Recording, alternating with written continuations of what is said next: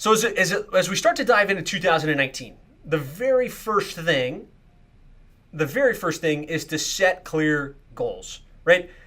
You know, I'm a big fan of Brian Tracy and a lot of the other, motivational experts out there, but Brian Tracy's got a great quote in one of his ultimate goal-setting books, and that's success is goals, all else is commentary, right? We tend to get really busy with the widget of the day, right? Can't find the technicians, need to generate more leads, can't get the average service ticket up, whatever it is, we get busy, right?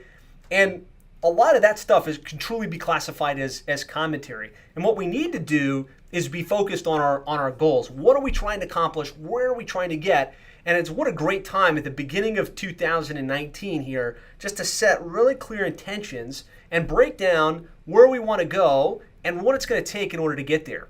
And to me, clear goals is like creating wind in your sails. So, I think of it as your business. If you don't have clarity in your goals and where you're going, you're almost like a sailboat that's just out to sea.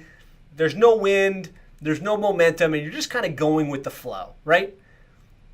What I've always found in my business and the clients that we work with is that the moment we get clear and we set an intention, we can almost create our own wind. We can be like this boat that's got, a whole crew of guys holding on as strongly as they can, and they're just cruising along the sea.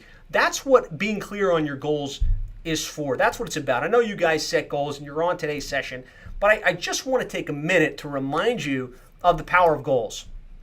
There was a great Harvard study done back in 1979. What they did was they interviewed the graduates from 1979. They asked them basically three questions. Do you have goals? Do you have a clear plan for accomplishing those goals? And do you have them written down, right? 84% of the graduates had no specific goals. We're like, okay, I'm going to graduate and I'm going to use my degree and my life's going to be great. 13% had goals, but they weren't written down. And then 3%, and this is the 3% rule, 3% had clear written goals and they had a plan that was written out. Here's what I'm going to get to, and here's, at least from a high level, how I think I can make it happen. Here's the result. The 13% that had goals, but they weren't written down, were earning 2 times more than the rest of the class. And even more staggering, and this is the whole point of what we're talking about here, is the 3% that had goals and had written down plans to accomplish those goals were earning 10 times as much. And so really what I want to do is tap into that 3% rule, give you guys that 10-time advantage by giving you a little space to get clear right now on where you're going to end 2019 and help you reverse engineer the plan and have something written down that you're pressing forward towards. So my goal setting framework, and I know we've got Joe Grady on the call with us today. He's a great coach in this industry. I believe, obviously, you need to have written goals and plans. You need to set a minimum of a 1-year goal, quarterly goals, monthly goals, and then you have to have a stopping point. And this is what I find most people miss. They'll set a goal, and I did this for years myself. I would set a goal, and then whatever. I spent some time in December, January, kind of maybe put it into a document somewhere, like a work document, and then lost track of it, right? And that had some benefit, but the true power of goals is knowing that you're going to put it in a place that you can be held accountable for it. So you're going to stop at the end of the month.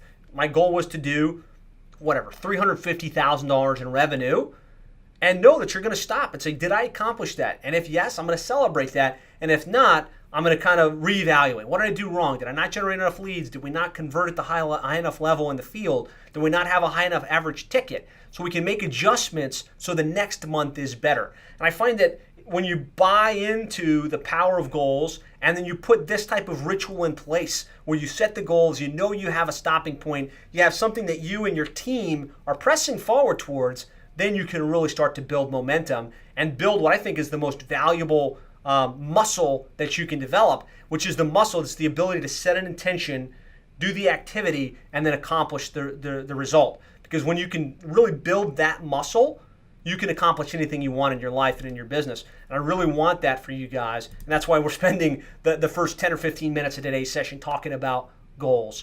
So the first page on our worksheet is what's your target revenue? So if you could wave a magic wand and kind of project forward to the end of 2019. And I want you to write this down because that's kind of the first thing we want to do is have this stuff jotted down, is how much revenue do you want to end with in 2019? And then what's that monthly? So as simple as you're going to do whatever it is, 3 million, divide that by 12. What's that number, right? And I want you guys to either write this down on a separate pad or put it on the worksheet that I gave you. Now what we want to do is reverse engineer, because this is a marketing plan. It's not just a goal setting session. So based on that, how many calls are you going to have to generate in the field in order to make that a reality? And so to figure that out, really, and I'll do another session with Joe Grady on this because he can really drill this down even further.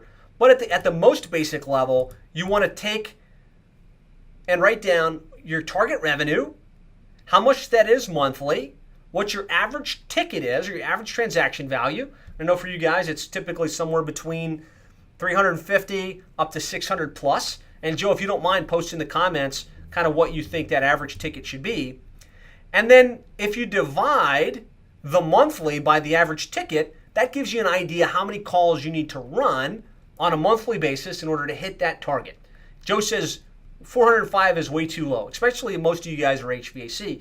What is the ideal average ticket, Joe? Between 550 and 650. If your techs are trained and they know how to sell in the field, they know how to do that whole process.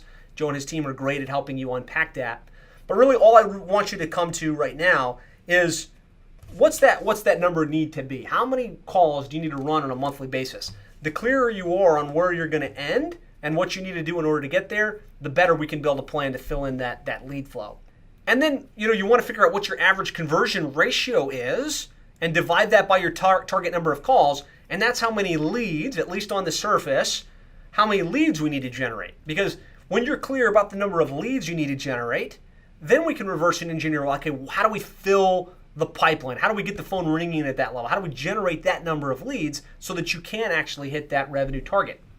So let's just say your average conversion rate from caller to book call is 55%, and you need 308 calls. That would you need 560 leads per month to hit your target. It's different for everybody. Your average transaction value, your average conversion rate is going to be different. I just want you to do this math so that you can put it up on the board and say, okay, this is where we need to go. Okay. So again, the main thing, we talked about the Harvard study, the importance of goals, how it gives you the ability to create your own momentum. We talked a little bit about the goals and really how many leads you need to generate in order to make that happen. Well, I hope you got value from that video. If you'd like more ideas, strategies, and techniques on how to really more effectively market your plumbing or HVAC business online, I'd like to invite you to go to plumberseo.net/checklist. There we've outlined the ultimate online marketing checklist for plumbing and HVAC contractors to really maximize your lead flow online.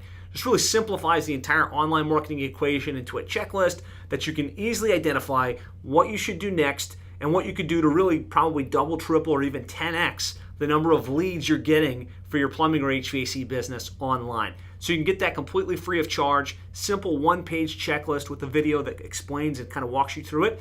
Just go to plumberseo.net/checklist. Talk to you soon.